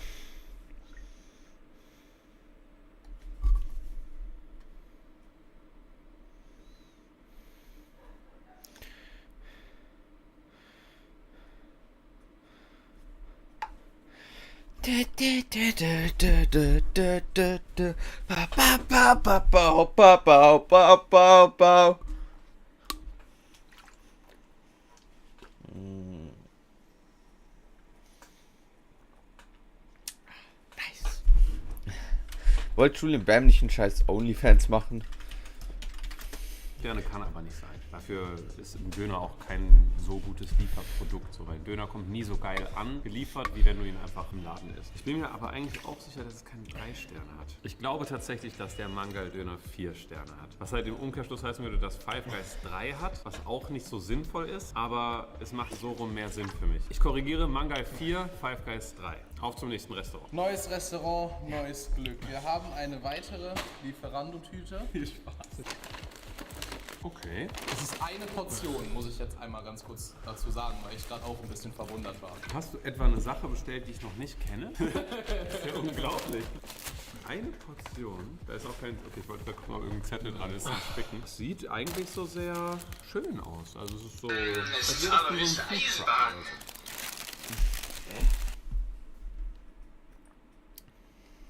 Dann solltest du dieses Gespräch beenden. Und mir schreiben. Junge, da sind überall Katzenhaare. Oh mein Gott, das packt mich einfach ab. Und kannst du 10.000 Mal aufzuhängen. Das geht nicht. Sie hängt sich einfach nicht perfekt auf. Warum nicht? Weil es ein Arschloch ist, die dumme Hose. Und Katzenhaare sind nervig, aber Hundehaare auch.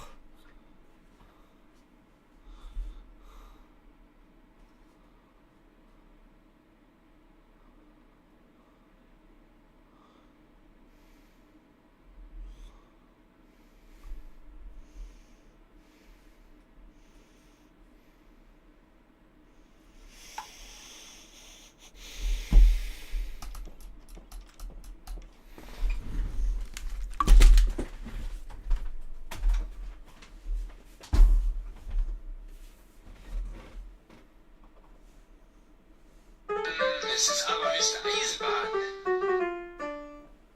Habe ich das schon lange nicht mehr gemacht. Es ist aber Mr. Eisenbahn.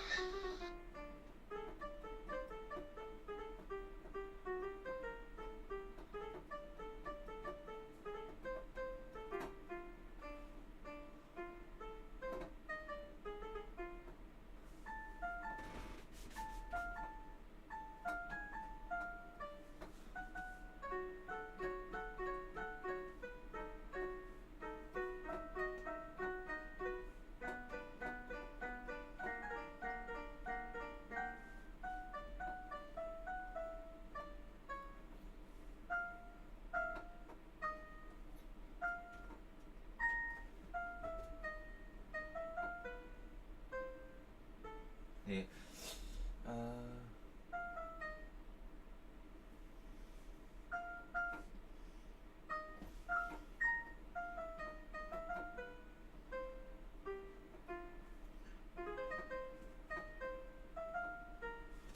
Wundervolles Lied. Ja,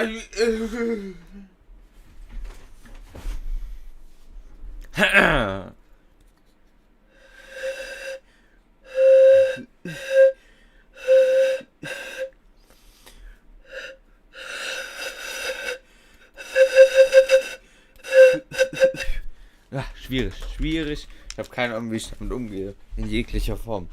Aber die Caroline Witter ist wieder da. Ich hab verstanden dafür, dass ein Arschloch ist, du dumme Nutte. Ich hab verstanden dafür, dass ein Arschloch ist, du dumme Nutte. Auch sehr interessant. Aber ich weiß nicht, ob ich dich jetzt anrufen werde. Ich glaube sogar vielleicht, aber ich bin mir nicht mal sicher. Weil es ist noch zu früh.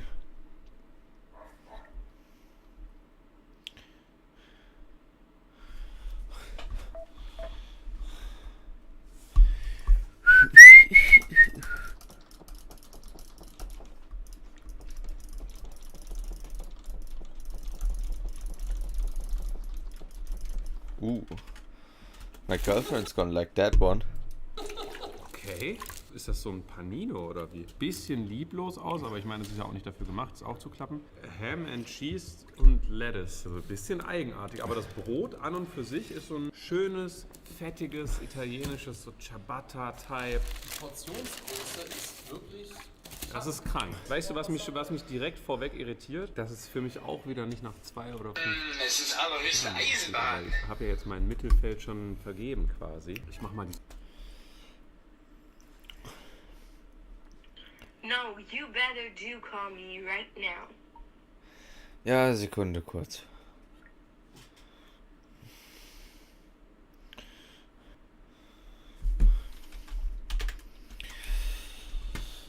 Meine Freundinnen, ich liebe euch alle. Und glauben Sie, dass ich verrückt bin? Also mal kurz abchecken, was hier abgeht.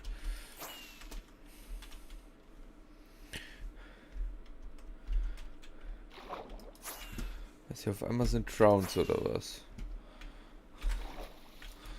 Boah, ist die Farm gut, Mann. Definitiv rentiert, den Scheiß zu bauen. Das waren jetzt 5 Minuten oder so. Naja. Egal, ich streame einfach weiter. Was soll die machen? Shit, ich kann meine Kamera wieder nicht benutzen. Uno Sekunde. Ich muss meine Kamera wieder anmachen. So. Ich wollte gerade schreiben, eine Sekunde ist rum. Cola Zero, Caroline. Mhm. Ja, toll. Was hast du heute getrunken? Oh Gott, oh Gott. Ich habe heute getrunken. Ja. Ach so, das war deine Aussage. Ich habe heute getrunken. Ich habe heute das getrunken. Das habe ich mir vorhin geholt. Und davor weiß ich gar nicht, was ich getrunken habe. Habe ich überhaupt was getrunken? Keine Ahnung. Keine Ahnung. Ich glaube schon. Ah, doch, habe ich. Doch, habe ich. So, Wasser. Was zum Mit Geschmack. Wasser mit Geschmack. Na, du bist ja heute mal wieder richtig kreativ drauf, ha? Ja. Oh Gott, oh Gott. Also, warum ist dir langweilig? Erzähl mal.